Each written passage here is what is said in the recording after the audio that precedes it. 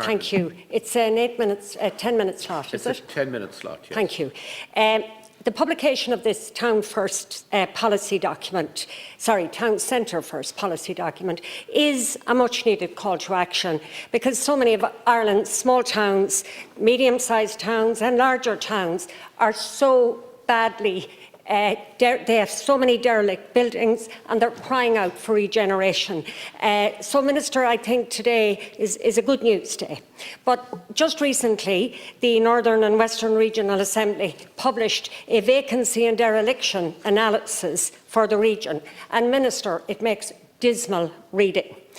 Just to pick out a few towns that are in my own constituency, and we look at the increase in vacant commercial stock between 2015 and 2020. In Carrick-on-Shannon, there was a 25% increase. In Manorhamilton, a 34% increase. In Sligo Town, the capital of the North West, a 26% increase. In Ballymote, almost 19%. Boyle, 38%. And Ballyshannon and Bundoran, they fared better at 5% and 6% respectively.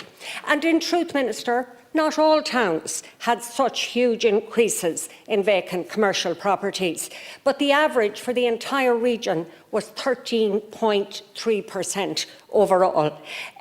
And that gives you sort of an overall picture of what's happening. And it's also worth saying, Minister, that that report did not capture the impact of COVID-19 in 2021 and the impact on commercial vacancy rates. So, in that context, this policy document is a response to the historical and more recent decline in towns throughout the country. Now, it can have many benefits, and one of those benefits certainly would include bringing derelict properties back into homes where people can live and contribute to vibrant and sustainable communities. I mean, people talk about the increase in rents and the cost of buying a home, and normally they refer to the larger cities. But you and I will know that those increases in recent times are higher in counties like Sligo and Donegal in the increase in rents than in other parts of the country. So this is hitting everywhere, and therefore bringing derelict homes back into livable homes where families can live and help to build and contribute to communities is really important. Now, in this particular report, I've managed to scan through it, you have a number of pilot town initiatives that you mention, and two of them happen to be in the constituency I represent. One of them is Boyle in County Roscommon, and they speak about the Town Centre Living Initiative project. 2.1 million has been approved for Boyle regeneration, which will see the Old Royal Hotel premises to be refurbished into an enterprise centre, a remote working hub and a community space. Also, funding has been approved for King House and the former Roscommon Herald premises. Sligo is also highlighted, and the success of the Business Improvement District, or BID, is noted, and the fact that Sligo is a Purple Flag Award since 2015. This is an internationally accredited award for reaching a standard of excellence in the evening and the nighttime economy.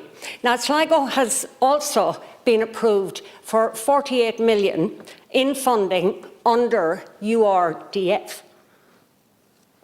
Now, that approval is in principle, and a lot of work has to be done. There are some very exciting projects being planned. 7 public realm projects, including street and town enhancements, a cultural and learning hub or city campus in the Connaughton Road and Stephen Street Centre. Now, all of this is very positive, Minister, but there is one crucial issue, and that is match funding. The local authority has to come up with 25% of the cost for URDF projects. In the case of Sligo, that is 16 million. It's a big issue for all local authorities, but for a local authority like Sligo, that's huge historical debts, 16 million is a massive amount of money. And the last thing that any of us want is that the 48 million or any part of it might be lost because of the extreme difficulty in the local authority coming up with match funding of 16 million. You and I know certain local authorities will find that easier than others. And I would ask, Minister, that you would take that into consideration when this funding is being rolled out.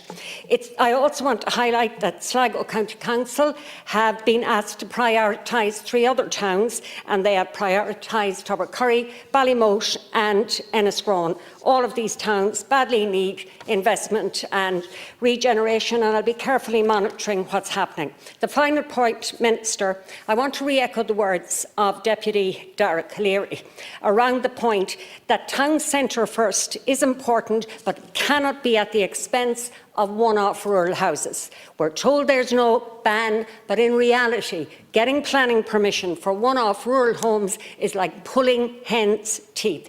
And I want to ask you, Minister, and we can discuss this further, we talked before about a pilot programme for building one-off rural houses in Leitrim. I'd like to know what progress is being made on that. Deputy McNamara.